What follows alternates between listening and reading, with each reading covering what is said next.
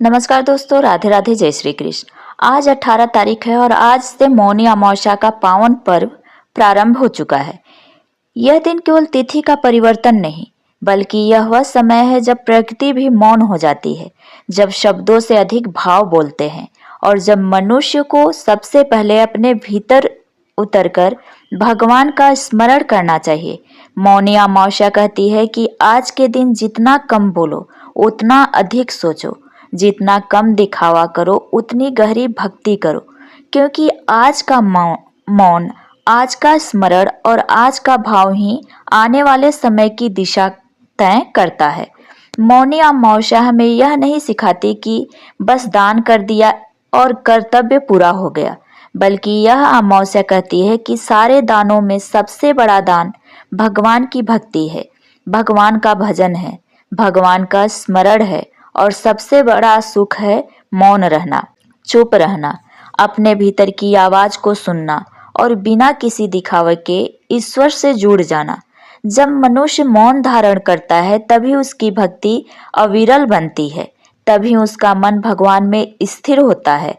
और कई बार जीवन में ऐसा समय आता है जब इंसान सब कुछ खो चुका होता है और कर्ज इतना बढ़ जाता है कि रास्ता दिखाई नहीं देता, धन चला जाता है, वाहन चला जाता है, घर और जमीन गिरवी रखनी पड़ जाती है और तब लगता है कि अब कुछ भी शेष नहीं बचा। ऐसे समय में शास्त्र बताते हैं कि प्रत्येक अमावस्या और प्रत्येक प्रदोष के दिन यदि कोई व्यक्ति घी का दीपक किसी पवित्र वृक्ष के नीचे प्रज्वलित करता है, विशेष रूप से पीपल, आंवला, शमी, बेल या वट जैसे वृक्षों के नीचे, और उस समय कोई सांसारिक इच्छा न रखकर केवल मौन भाव से प्रार्थना करता है, तो उसका ऋण भी धीरे धीरे उतरने लगता है, रास्ते अपने आप खुलने लगते हैं।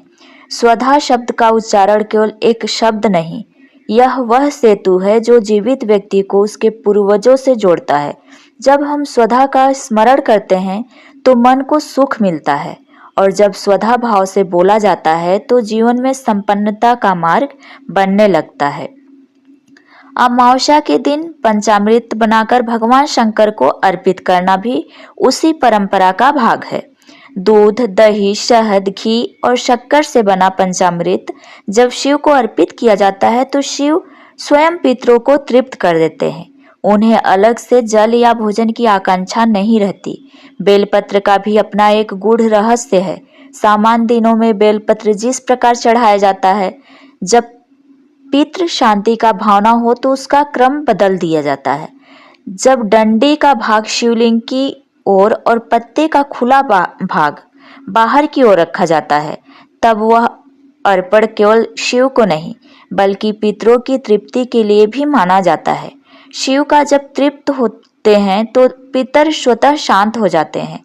पितृदोष के संकेत भी शास्त्रों में बताए गए हैं। यदि कमाई से अधिक खर्च हो रहा हो, यदि घर में एक के बाद एक लोग बीमार पड़ते जा रहे हों, यदि पूजा या दान करते समय सामग्री हाथ से गिर जाए या घर में बिना कारण आपसी कटुता और क्रोध बना रहता हो, तो यह संकेत होता है कि कहीं न कहीं पितरों की अपेक्षा पूरी नहीं हो पा रही है। ऐसे में अमावस्या के दिन किया गया छोटा सा उपाय भी बहुत बड़ा फल दे सकता है। बेल के फल में आटे और शक्कर से बनी पंजीरी भरकर उसे पूरे घर में घुमाकर पीपल के नीचे समर्पित कर देना केवल एक कर्म नहीं, यह पितरों के प्रति कृतज्ञता का भाव है। और शास्त्र कहते हैं कि यह एक बार करने से भी मार्ग खुलने लगता है। जब मन अत्यधिक भयभीत हो, बार बार स्वप्न में मृत्यु, आग या भय के दृश्य दिखे, तो शिव मंदिर में केवल एक चंदन की उंगली से 7 स्थानों पर स्पर्श करना भी पर्याप्त माना गया है।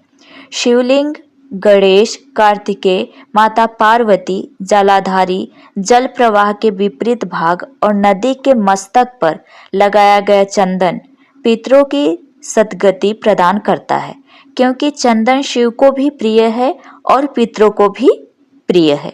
शिव पुराण में बताया गया है कि जब शिव कृपा करना प्रारंभ करते हैं तो सबसे पहले संकेत स्वप्न में मिलता है।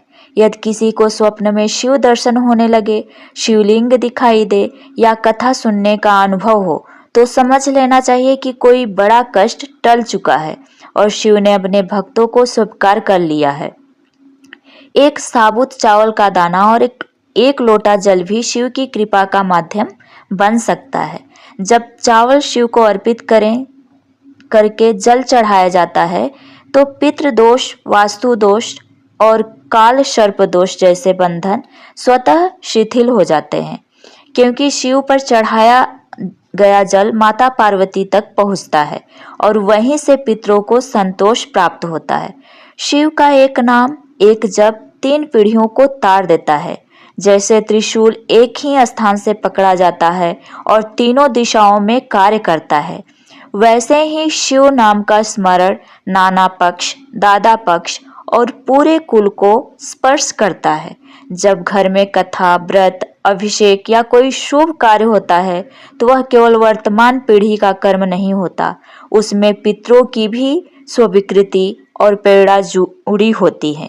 इसलिए कहा जाता है कि जो शिव पर जल चढ़ाता है उसके जीवन में पितृ दोष निकट नहीं आ पाता, क्योंकि शिव स्वयं अपने भक्त के कुल की रक्षा करते हैं। राधे राधे, जय श्री कृष्ण।